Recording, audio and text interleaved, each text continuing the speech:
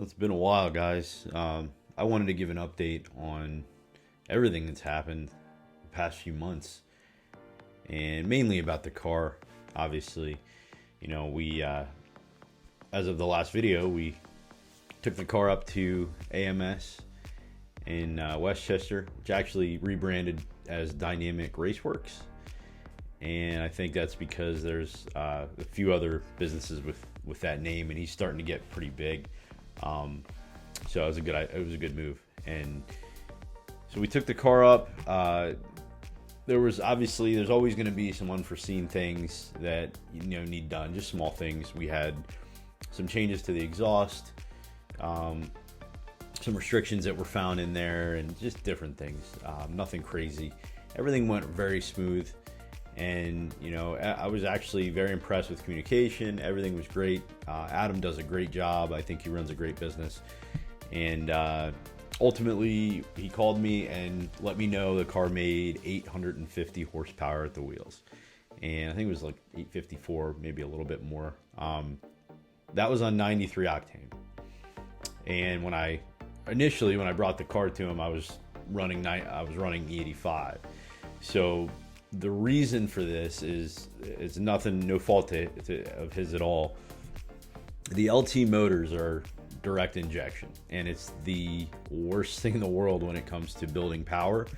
You always run out of fuel, especially E85. You need 30% more fuel to run the same amount of E85 as you would 93. So E85 is fantastic in that it cools the engine down. It does a lot of things for making power, so it's a great thing to be able to run. Now we also are running meth now, which is great, but E85 is E85, so it also creates more horsepower in the process.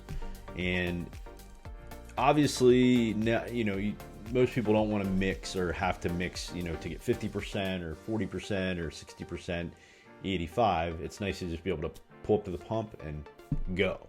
So my goal was to figure out how I can make more power, even more than 850 at the wheel, which is insane, and also be able to run full E85. So Adam had mentioned, maybe doing the bigger injectors, and I had tossed it around before. My goals for this build really were met. I mean, I figured about 850 would be what I'd make with the D1X and the and meth injection. So also we did a torque converter. So I should have been happy. That being said, I ended up pushing the envelope. I said, let's try those injectors. And based on, it wasn't just a thing willy-nilly. It was like based on the tuner. And this is the key here is have a good tuner who you trust. And this guy, for all intents and purposes up to this point, was fantastic.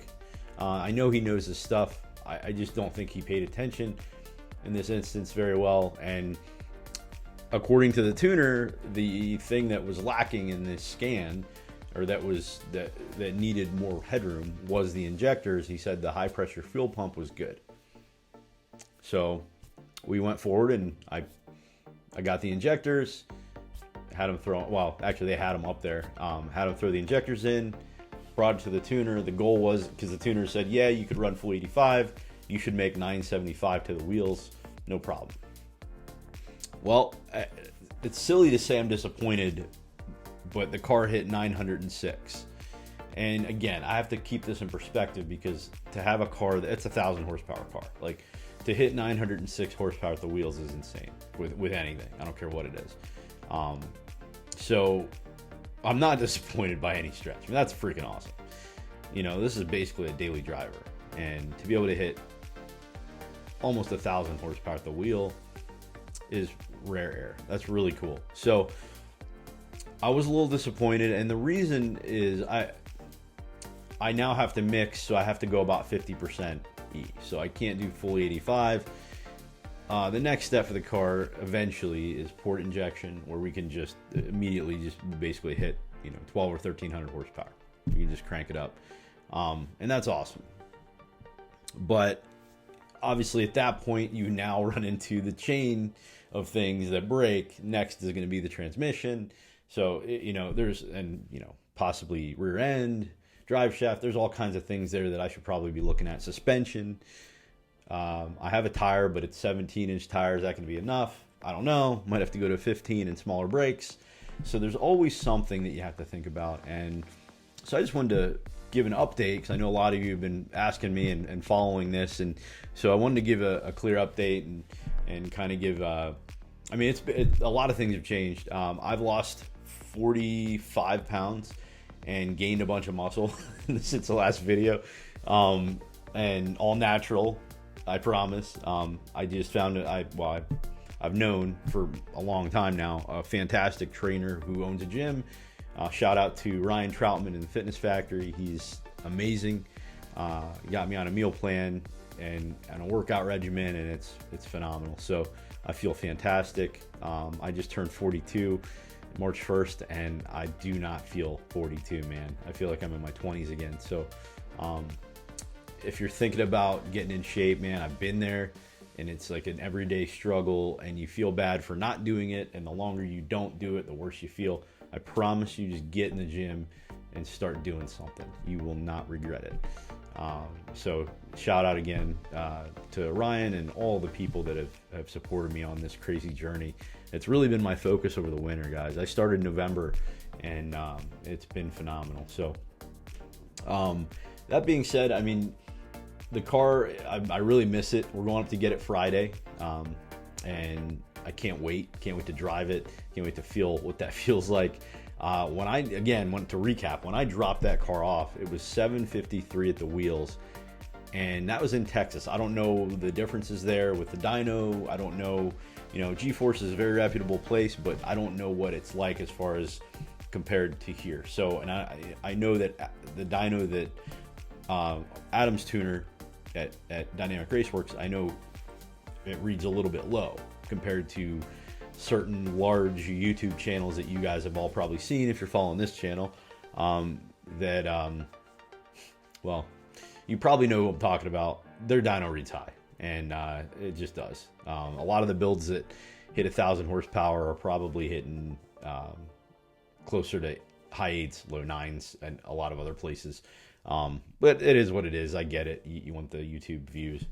But dynos can be subjective. So it may have hit 1,000 horsepower somewhere else,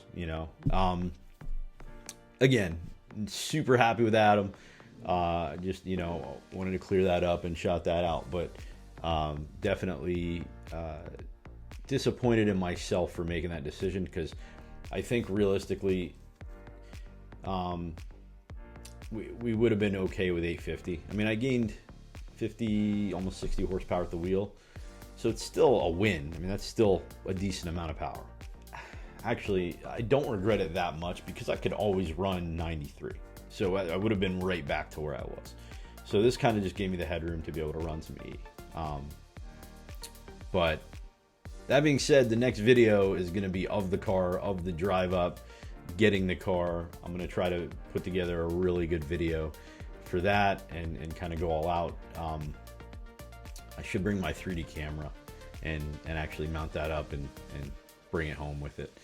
But yeah, guys, I'm excited. I'm going to post the dyno sheets. I'm going to show everything I can show. I actually reached out to Procharged. Shout out to Procharged. I reached out to him on Instagram and said, hey, if you guys want to feature my car, I'd love to be a part of that and love to send you whatever. And they reached out right away and said, yeah, man, send us pictures, videos. We'd love to feature it. So that's cool. You got to shoot your shot. So I'm excited to hope maybe they'll send me a sticker. I don't know. But yeah, this is big leagues, being able to say you have 1,000 horsepower cars. It's a rare thing, and it's becoming more common today, but it's still rare. It's still cool. And if you guys have any questions on my fitness routine or anything like that, let me know. I also will be, along with the car stuff, I am going to start a podcast. I don't know when, but I'm definitely going to start a podcast relatively soon. And it's more going to be geared toward leadership and mainly focused on men as far as our perspective and you know, how is it being a father? How is it in 2024? How is it dating in 2024? I'm sure it's awful. Thankfully, I don't have to do that, but because I'm married. But like, there's a lot of things that I think men, especially young men, need that they're not getting, and they're getting a lot of anti-men and anti-masculine sentiments. And I'd like to give young men I'd like to give back, because I've had some success, and I've had some things that I've learned, and I think I can share. So, and also I know a lot of cool people, and I just love to get them in front of people. So anyway, this is going to be a very limited edit. I'm not going to edit much of this. It was just more of a conversation. I just wanted to give everyone a heads up on the car, and just say, like, you know, I'm still excited. There's no way I can't be excited for 906 or whatever, 907 wheel horsepower. I even have a video of it shooting flames, which I'll post right here.